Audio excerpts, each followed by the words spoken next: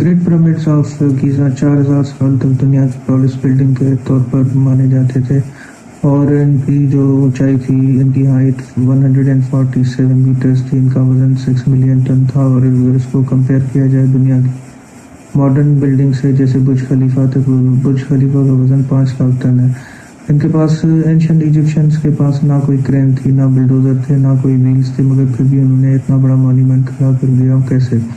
کئی طوفان آئے، کئی آفتیں آئیں، مگر پھر بھی یہ سسٹین ہوتے رہے، اور یہ ایک موسٹ انigmatic اسٹرکچر کے طور پر مانا گیا تھا۔ اور یہ مانا جاتا ہے کہ 2500 بفور کرائسٹ یعنی BC میں یہ پیرامڈس بنائے گئے تھے، اور ان میں شائننگ لائم اسٹون استعمال ہوا۔ جتنا بھی ہم ہسٹری میں پیچھے جاتے ہیں تو ہسٹری اتنی کمپلیکیٹڈ ہوتی جاتی ہے۔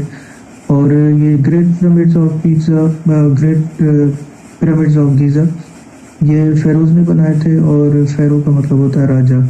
یہ نائل ریور کے کنارے پر یعنی کہ لوکیٹڈ ہیں، اور یہ 118 پیرامڈس تھے، ڈفرینٹ شیپس تھیں ان کی۔ ان میں اسفنکس بھی ہے جس کو ابل ہول کہتے ہیں، مگر یہ ہے کہ 3 پیرامڈس جو ہیں وہ ابھی تک ویل پرزرو ہیں، باقی سارے تباہ ہو چکے ہیں۔ اور یہ بیسیکلی مقبرہ تھے، اور یہ ان کو پرانے دور میں ڈیڈ باڈیز کو ممیفائڈ کرتے تھے۔ اور ٹیکنالوجیکلی اینشنٹ ایجپشنز جو تھے وہ ٹیکنالوجیکلی بہت ایڈوانس تھے، اور کوئی سوچ بھی نہیں سکتا کہ کتنے ایڈوانس تھے ٹیکنالوجیکلی۔ اور اس کو پیرامڈس کو بنانے کے لیے 20 سال لگے۔ ایک کے اوپر ایک پتھر رکھا گیا، بہت ہیوی پتھر تھے، کوئی امیجن بھی نہیں کر سکتا تھا کتنے ہیوی پتھر ہیں یہ۔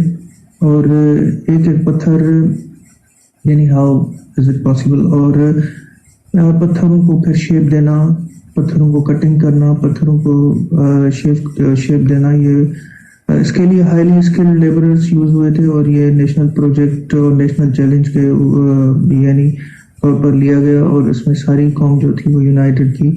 اور اس میں گرینائٹ مٹیریل استعمال ہوا، مورٹر کا جو مٹیریل ہے وہ استعمال ہوا، اور کٹنگ کے لیے کاپر اور ڈولرائٹ جیسی چیزیں استعمال ہوئیں۔ اور ہاؤ ٹو موو یہ اسٹونس، یہ دس از اے بگ کویشچن کہ مطلب کیسے پتھروں کو موو کیسے کر سکتے ہیں، اور that was the biggest question. اس میں سلیجز یوز ہوئی ہیں، اور ہاؤ مطلب کیسے پاسبل ہے کہ ایک کے بعد ایک اوپر پتھر کو پہنچانا۔ اس کے لیے انہوں نے ریمپس یوز کی، اور سلوپس وہ بناتے تھے، سلوپس یوز کی، اور پھر رسیوں کا استعمال تو ڈیفینیٹلی ہوتا ہی ہے۔ اور ہر مرتبہ جب ایک سلوپ پورا ہو جاتا تھا پھر یہ دوسرا سلوپ بناتے تھے، کافی محنت اس میں لگتی تھی۔ اور اس میں یوز آف لیور بھی، انہوں نے لیور کا بھی استعمال کیا۔ لیور جسٹ لائک ایک اسٹک کی طرح وہ یعنی کہ ایک ڈیوائس ہے، اور موٹر کی وجہ سے اس کو اسٹیبلٹی ملی۔ ابھی